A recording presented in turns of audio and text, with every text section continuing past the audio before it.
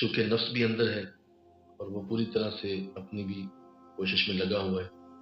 کہ میں اس کو کسی طرح دوزخ میں گرا ہی دوں،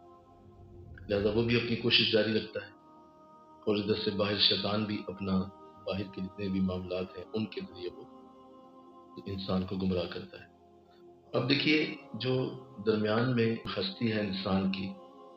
اب اس کے لیے اللہ نے ایک خاص انداز بنایا کہ تم نے اگر ان دونوں سے بچنا ہے، اندر کے دشمن سے بھی اور باہر کے دشمن سے، تو اس کے لیے بزرگوں نے جو اصول دیا اور اللہ والوں نے اللہ کی بارگاہ سے جو رحمت سمیٹی اور وہ سمجھ گئے کہ اس کا حل کیا ہے، تو وہ آپ فرما رہے ہیں کہ جوانی میں خوف زیادہ درکار ہے،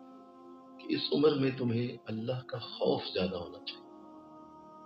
تمہیں ہر حالت میں اس بات کا ڈر لگا رہے کہ کسی حالت میں بھی میرا رب مجھ سے ناراض نہ ہو جائے۔ یہاں خوف سے مراد وہ سانپ کا یا چور کا خوف نہیں، شیر کا یا کسی موذی جانور کا خوف ہے، اس سے مراد وہ خوف نہیں کہ اللہ کا ایک نیگیٹو خوف، جس طرح یہ انسانوں کی زندگیوں میں لوگ خوف زدہ رہتے ہیں، تو یہ وہ خوف نہیں ہے، اس سے مراد اس کی ناراضگی کا خوف ہے کہ اللہ مجھ سے ناراض نہ ہو جائے، ڈر آئے اس بات سے کہ اگر وہ ناراض ہو گیا تو پھر بچے گا کچھ نہیں۔ ساری زمین کے ہر انسان کو بھی آپ خوش کر لیں، اللہ ناراض کر لیں، بتائیے آپ کے پاس رہا کیا؟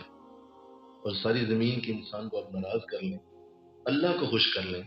تو سب کچھ آپ کے دامن میں آ گیا۔ لہٰذا جوانی کی عمر میں خوف کو اپنے اوپر لازم رکھیں،